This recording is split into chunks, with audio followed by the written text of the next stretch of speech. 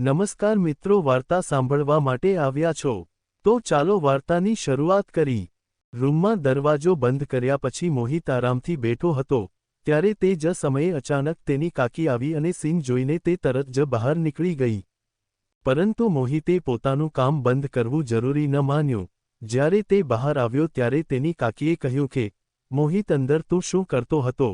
તો મોહિતે કહ્યું કે કાકી, તમે તો બધું જાણો છો, તમે મારા મોહમાંથી શું ફરી સાંભળવા માંગો છો? તો કાકીએ કહ્યું, ઠીક છે, પરંતુ તમારે તમારો રૂમ બંધ કરવો જોઈએ। પછી મોહિતે કહ્યું, કાકી, મને ખબર હતી કે તમે તે જ સમયે રૂમમાં આવશો, તો પણ હું કંઈ પણ ખોટું કરી રહ્યો તો ન હતો। પછી કાકીએ કહ્યું, કોઈ વાંધો નથી, પરંતુ તમે જાણો છો કે જ્યારે પણ કોઈ આ કામ થતાં જુએ છે તો તેનું મન ચંચળ થઈ જાય છે। પછી મોહિતે કહ્યું કે જો કાકી ઈચ્છા થાય છે તો તમે પણ આવ્યા કરો। તો કાકીએ કહ્યું, મન પણ મારું ઘણું બધું કરી રહ્યું છે, પરંતુ તમે જાણો છો તમારા કાકા ઘણા દિવસોથી બહાર ગયા છે અને હું આ બધું એકલા કેવી રીતે કરીશ? તો મોહિતે કહ્યું, કાકી, જો તમને વાંધો નહીં તો હું તમને મદદ કરીશ, હું તે બધા કામ તમારી સાથે સારી રીતે કરી શકું છું। તો કાકીએ કહ્યું, તારું મગજ ખરાબ થઈ ગયું છે? આ પહેલા કાકી વધુ બોલતી મોહિત તરત જ ત્યાંથી ભાગી ગયો। આમ તો મોહિત ઘણા સમય પહેલા તેની કાકી સાથે આ કામ કરવા માંગતો હતો, પરંતુ કાકીને કહેવાની તેનામાં હિંમત ન હતી, પણ આજે કાકીએ તેને આ કામ કરતાં જોઈ લીધો હતો, તેથી આજે તે કહેવાનો યોગ્ય સમય હતો અને યોગ્ય વાતાવરણ હતું। તેથી તેને પોતાની વાત કહી, જેથી તેને એક વાત ખબર પડી કે આ વાત કહેવાનો યોગ્ય સમય પણ હોય છે અને જ્યારે યોગ્ય સમય હોય ત્યારે તે વિશે વાત કરી લેવી જોઈએ, કારણ કે તે સમયે ઈચ્છા પૂર્ણ થવાની સંભાવના વધારે હોય છે। એક રાત્રે કાકા અને કાકી છત પર આ જ કામ કરી રહ્યા હતા। પછી મોહિતે તેને આ બધું કરતાં જોયા। તે થોડા સમય માટે ત્યાં ઊભો રહ્યો। મોહિતે હજી લગ્ન કર્યા ન હતા અને તેની ઉંમર 25 વર્ષની હતી અને તેની કાકી ખૂબ જ સુંદર અને આકર્ષક હતી, તેથી તે હંમેશા તેની સાથે મસ્તી કરતી હતી। કાકી અને તેની વચ્ચે મિત્રતાનો સારો સંબંધ હતો। જ્યારે કાકી તેના નવા લગ્ન કરી ઘરે આવી ત્યારે તેને ખૂબ ઘમંડ હતો અને તેનો ઘમંડ પણ જરૂરી હતો, કારણ કે તે કોઈ હિરોઈન કરતાં ઓછી ન હતી। કાકીની લંબાઈ પૂરતી હતી અને તેની આંખો મોટી અને રંગ સફેદ હતો। જ્યારે પણ તે મોહિત તરફ જોતી તેની આંખો તેની છાતી ફાડી નાખતી, પરંતુ જ્યારે પણ તે વાત કરતી તો કાકી તે સમજી ગયો કે કાકીની અંદર તો સુંદરતાનું ગૌરવ ભરેલું છે। મોહિતના કાકા એક કંપનીમાં કામ કરતા હતા। જ્યાં તે કામ કરતા હતા તેના ઘરની તે જગ્યા 60 કિલોમીટર દૂર હતી, તેથી તેઓ અડધી રાતે પાછા આવતા હતા અને કેટલીક વાર તો તે ઘણા દિવસો સુધી ત્યાં જ રહેતા હતા, કારણ કે દરરોજ ઘરે આવવું ખૂબ મુશ્કેલ હતું। જ્યારે કાકા ઘરે ન આવ્યા હોય ત્યારે કાકી તેના રૂમમાં એકલા રહેતા હતા। મોહિતે કાકીને ઘણીવાર તડપતી જોઈ હતી અને તેમને જોયા પછી તે વિચારવા લાગ્યો કે કાકા અડધી રાતે ઘરે આવે છે, કાકીને જેટલા પ્રેમની જરૂર છે કાકા કાકીને તે પ્રેમ આપી શકતા નથી। મોહિત આ વસ્તુને સારી રીતે સમજી ગયો હતો। સવારે એક દિવસ મોહિતે જોયું કે કાકી ખૂબ જ ઉદાસ હતી। પછી તેણે તેને પૂછ્યું કે કાકી, શું થયું? તમે કેમ ઉદાસ છો? તો કાકીએ કહ્યું કે મારી તબિયત સારી નથી। પછી મોહિત મેડિકલથી તેના માટે દવા લાવ્યો અને દવા ખાધા પછી કાકી તેના રૂમમાં ગઈ। પછી થોડા સમય પછી તે તેના સ્વાસ્થ્ય વિશે પૂછવા માટે તેના રૂમમાં ફરી ગયો તો તેને ઘણો તાવ આવ્યો હતો। પછી તેણે કહ્યું કે કાકી, આજે કાકા ઘરે આવશે કે નહીં? પછી તેની કાકીએ કહ્યું કે મોહિત તે થોડા દિવસો માટે કામને કારણે બહાર ગયા છે। મોહિતે વિચાર્યું કે હવે શું કરવું જોઈએ? કાકીની સ્થિતિ બગડતી જતી હતી ત્યારે તેણે ધ્યાન કર્યું કે તેના મિત્રનો પિતા ડોક્ટર છે। તેણે તરત જ તેના મિત્રને કહ્યું અને કહ્યું કે ભાઈ, તારે મારું એક કામ કરવું પડશે। પછી તેના મિત્રએ કહ્યું કે હા ભાઈ, શું કામ છે? પછી તેણે કહ્યું, તું ઝડપથી તારા પિતાને ઘરે મોકલ, મારી કાકીની તબિયત ઘણી બગડી રહી છે। પછી તેણે કહ્યું કે ઠીક છે ભાઈ, હું હમણાં જ તેને મોકલી રહ્યો છું। પછી થોડા સમય પછી ડોક્ટર આવ્યા અને તેને ઇન્જેક્શન આપ્યું અને દવા આપી। પછી લગભગ 1 કલાક પછી કાકીએ આરામ કરવાનું શરૂ કર્યું। પછીના દિવસે સવારે જ્યારે મોહિત બાથરૂમમાં જતો હતો ત્યારે કાકીએ તેને બોલાવ્યો અને કહ્યું, મોહિત, 1 મિનિટ મારી પાસે આવતો। મોહિત તેની પાસે ગયો તો તે કહેવા લાગી, કૃપા કરીને મને માફ કરો। પછી મોહિતે કહ્યું કે કાકી, શેના માટે? તો તેની કાકીએ કહ્યું કે જ્યારથી હું આ ઘરે આવી ત્યારથી મેં તારી સાથે બરાબર વાત કરી નથી, પરંતુ તમે મારી સંભાળ કેટલી કરો છો? મોહિતે કહ્યું, કાકી કંઈ નહીં. હું તમને મારી પોતાની માનું છું. પછી તેણે વિચાર્યું કે હું મારું હૃદયની વાત કાકીને કહી દઉં છું. આ યોગ્ય તક છે. પરંતુ પછી વિચાર્યું કે હમણાં મારા હૃદયની વાત કેવી મૂર્ખતા પણ હોઈ શકે છે, કારણ કે હજી કાકી મારી તરફ તો આકર્ષિત થઈ જ છે. મારી સાથે વાત કરવાનું શરૂ જ કર્યું છે, અને જો હું હવે તેને અત્યારે બધું કહું તો તે ખૂબ જ ઝડપી, ક્યાંક કાકી ઉતાવળમાં ગુસ્સે ન થઈ જાય. તેથી તે પહેલાં કાકીનો વધુ પ્રેમ મેળવવો પડશે, તે પછી તે કેવું યોગ્ય રહેશે. તે પછી કાકી અને મોહિત વચ્ચે ખૂબ સારી મિત્રતા થઈ. મોહિત કાકી જે કહેતી હતી તે તરત જ કરતો હતો. એક દિવસ કાકીએ તેને કહ્યું કે જો તમારા કાકા ક્યારેય ઘરે આવે છે તો તમે રાત્રે મારા રૂમમાં આવો. અમે બંને સાથે વાત કરીશું અથવા બેસીને ફિલ્મો જોશું. હવે મોહિતને મનમાં લાગે છે કે કાકી તેને પોતાની તરફ ખેંચી રહ્યા છે. હવે મારે મારી વાત કહેવાનો સારો સમય મળી જશે. હવે હું સમય જોઈ કોઈપણ સમયે બોલી દઈશ. પછી જ્યારે તે કાકીના રૂમમાં ગયો ત્યારે કાકી ઘરના કેટલાક કામ કરી રહી હતી. તેની કાકીને જોઈને તેની લાગણીઓ મચલવા લાગી, અને તેને તેના રૂમમાં જઈને મોબાઈલમાં વિડિયો જોવાનું શરૂ કર્યું. વિડિયોનો અવાજ એટલો વધારે હતો કે તે આખા રૂમમાં ગુંજતો હતો. મોહિત તેની મજામાં વિડિયો જોઈ રહ્યો હતો, અને મજા પણ લઈ રહ્યો હતો. પછી તેને ખબર પણ નહોતી કે તેની કાકી ક્યારેય રૂમમાં આવી. પછી કાકીએ પણ પાછળ આવી, અને તે વિડિયો જોવાનું શરૂ કર્યું. પરંતુ મોહિતને આ ખબર ન હતી.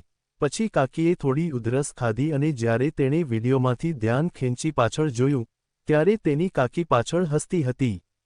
પછી તેને ઝડપથી વિડિયો બંધ કર્યો, અને ખૂબ ગભરાઈ ગયો. કાકીએ તેના કાનને પકડી અને કહ્યું, હવે કેમ વિડિયો બંધ કર્યો?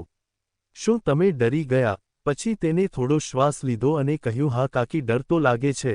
જ્યારે કોઈ વિડિયો જોતી વખતે પકડે છે ત્યારે કાકીએ કહ્યું કે હવે તમે ડરી ગયા છો. તે સમયે કોઈ ડર નહોતો જ્યારે રૂમમાં વિડિયો જોતો હતો. પછી તેણે કહ્યું કે કાકી, શું કહું તમને, જ્યારે એકલા હોય ત્યારે મન બોલવા લાગે છે. પછી તેને કાકીનો હાથ પકડી પલંગ પર બેસાડ્યા, અને પોતે નીચે બેસ્યો અને કહેવાનું શરૂ કર્યું, કાકી, હું તમને એક વાત કહેવા માંગુ છું. જો હું કહું તો તમને કોઈ વાંધો તો નહીં હોય? પછી કાકીએ કહ્યું, તમે કંઈ પણ કહી શકો છો, મને વાંધો નથી. પછી તેણે કહેવાનું શરૂ કર્યું કે કાકી, તમે મને ખૂબ જ પસંદ છો ત્યારથી જ્યારથી તમે આ ઘરે આવ્યા છો. કાકીએ સ્મિત સાથે કહ્યું, સારું, તો મને કહો શું કરું? મોહિત તે કાકીને કહ્યું, જો તારા કાકાને આ ખબર પડશે તો તે મને છોડશે નહીં. પછી મોહિતે કહ્યું, કાકી, અમે ઘરના બધાથી છુપાઈને આ કામ કરીશું. કાકીએ કહ્યું, નહીં. પછી મોહિતે કહ્યું, કાકી, હું તમને વચન આપું છું કે ઘરની કોઈ ત્રીજી વ્યક્તિ અમારા બને સિવાય આ વાત નહીં જાણે. પછી કાકીએ કહ્યું, પણ હું તમારી કાકી છું. તમારા કાકા મધ્યરાત્રિએ ઘરે આવે છે. તે પણ થાકી જાય છે. કેટલીક વાર તે મને ખુશ કરે છે. પછી મોહિતે કહ્યું, હું કાકા વિશે બધું જાણું છું, અને હું આ પણ જાણું છું કે તમે ફક્ત ખુશ રહેવાનું નાટક કરો છો. અને આ સાંભળીને કાકીનો ચહેરો ઉતરી ગયો, અને કાકીનો ઉતરતો ચહેરો જોયા પછી મોહિતને સત્ય ખબર પડી. પછી કાકીએ કહ્યું, તમે સાચા છો. ફક્ત આ સમય પસાર થઈ રહ્યો છે. હું તમારા કાકાથી ખુશ નથી. મારા કાકા બહાનું કરી અને ઝડપથી સૂઈ જાય છે. હું દૂરથી આવું છું. હવે હું થાકી ગયો છું. હવે તમે જ કહો. દરરોજ હું તેને ખુશ કરવા માટે કહી શકતી નથી. તેઓને પણ વિચારવું જોઈએ. તેણે મારી સંભાળ પણ લેવી જોઈએ. પણ જ્યારે તેનો પોતાનું મૂળ હોય ત્યારે તે પ્રેમ કરે છે. તેને મારી ચિંતા જ નથી કે મારો મૂળ છે કે નહીં. તે ફક્ત પોતાનું જુએ છે. મોહિત આ વસ્તુઓ સાંભળીને ચોંકી ગયો, અને કાકીને કહ્યું, માત્ર અત્યારે જ હું તમારી ખૂબ ચિંતા કરું છું, અને પછી હું કહું છું કે હું તમને ખુશ કરી શકું છું. કાકી, તમારી દરેક લાગણી અને પીડાને સમજું છું. પછી કાકીએ તેનો હાથ પકડ્યો, અને જ્યારે કાકીએ તેનો હાથ ઝાલ્યો ત્યારે મોહિતને જાણવા મળ્યું કે કાકી અંદર કેટલી પીડા છે. પછી કાકીએ કહ્યું, મોહિત, તમે મારી લાગણી સમજો છો. તમે ખૂબ બુદ્ધિશાળી બની ગયા છો. પરંતુ મેં ક્યારેય તમારી તરફ ધ્યાન આપ્યું નથી. મોહિતે કહ્યું, ઠીક છે, હું તમને સંપૂર્ણ રીતે સમજી શકું છું. પછી કાકીએ કહ્યું કે હા, ચાલ, હું વિચારીને કહીશ. આ રીતે કાકી તેના રૂમમાં ગઈ, પણ મોહિતને આ ગમ્યું નહીં. તેનો મૂડ ખરાબ થઈ ગયો, અને તેણે વિચારવાનું શરૂ કર્યું, હમણાં કંઈ થઈ શકશે નહીં. બીજા દિવસે મોહિતે સવારે બાથરૂમમાં સ્નાન કર્યું, અને બહાર આવ્યો પછી તે જ સમયે કાકી પણ આવી અને કહ્યું કે તું આજે ખૂબ જ સ્માર્ટ લાગે છે. મોહિતે કાંઈ કહ્યું નહીં અને તેના રૂમમાં ચાલ્યો ગયો. તે કાકી સાથે ગુસ્સે હોવાથી તેના રૂમમાં ગયો હતો. થોડા સમય પછી કાકી મોહિતના રૂમમાં આવી અને કહ્યું, શું તમે મારી સાથે નારાજ છો? મોહિતે કહ્યું, તમે મારા રૂમમાંથી જાઓ અને તમારું કામ કરો. હું તમારી સાથે વાત કરવા માંગતો નથી અને તે પછી તે બહાર ચાલ્યો ગયો. જ્યારે તે સાંજે ઘરે પાછો ફર્યો ત્યારે તેણે જોયું કે કાકા પણ ઘરે આવ્યા હતા. હવે તેનો મૂડ વધુ ખરાબ થઈ ગયો હતો, કારણ કે હવે તેનું સ્વપ્ન એક સ્વપ્ન તરીકે જ રહેશે. કાકાએ તેની તરફ જોયું અને કહ્યું, મોહિત બધું બરાબર છે? તો તેણે કહ્યું હા. પછી તે તેના રૂમમાં ગયો અને પછી થોડા સમય પછી કાકાએ તેને બોલાવ્યું અને કહ્યું, મોહિત આવીને જમી લે. પછી બધાએ બેસીને ખોરાક ખાવાનું શરૂ કર્યું. મોહિત તેની કાકી તરફ જોતો હતો અને કાકી પણ હસતા હસતા હતા અને ધીમે ધીમે મોહિત તે મૌન રહેવા માટે હાવભાવ કરતા હતા. કાકાએ મોહિત પહેલા રાત્રિ ભોજન કર્યું અને પછી બહાર ગયા. પણ મોહિત ધીમે ધીમે ખાઈ રહ્યો હતો. કાકી તેની પાસે આવી અને કહ્યું, મોહિત મારાથી ગુસ્સે છે? પછી મોહિતે કહ્યું હા. પછી તેણે કહ્યું, તમે મારા મુદ્દાને કેમ સમજી શકતા નથી? આ ખોટું છે. પછી મોહિતે કહ્યું, કાકી શું ખોટું છે? કાકી કહ્યું, તમે તમારા રૂમમાં જાઓ અને સૂઈ જાઓ. પછી મોહિતે કહ્યું, હું સૂવું કે નહીં તમારે શું? હું આજે રાત્રે છત પર જ બેસી જ. આ કહેતા તે તેના રૂમમાં ગયો. તે પોતે જ નિર્ધારિત હતો કે હવે જે થાય એકવાર તે તેના સ્વપ્ન પૂર્ણ કર્યા પછી જ રહેશે. પછી જ્યારે દરેક સૂઈ ગયા, મોહિત કાકીને જાણ થાય કે તે છત પર જઈ રહ્યો છે. તેના માટે તેના રૂમનો દરવાજો ખોલ્યો. પછી તે ટેરેસ પર ગયો અને ત્યાં 2 મિનિટ બેઠો હતો. પછી તેણે પાયલનો અવાજ સાંભળ્યો. જ્યારે તે પાછો વળ્યો તો કાકી હતી. તે બોલી, તમે પાગલ થઈ ગયા છો? આટલી રાતે છત પર શું કરી રહ્યા છો?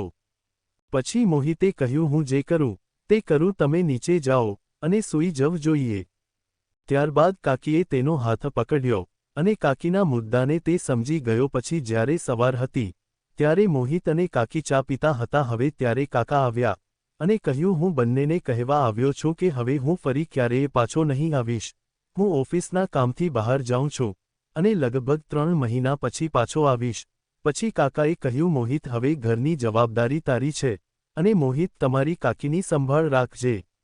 મોહિતે કહ્યું, કાકા તમારે બેફિકર રહેવું જોઈએ. હું ઘરની જવાબદારી સારી રીતે અને મારી કાકીની જવાબદારી પણ સંભાળીશ. હું તેમની સંભાળ રાખીશ. પછી મોહિત તેના કાકાને સ્ટેશન પર છોડવા ગયો.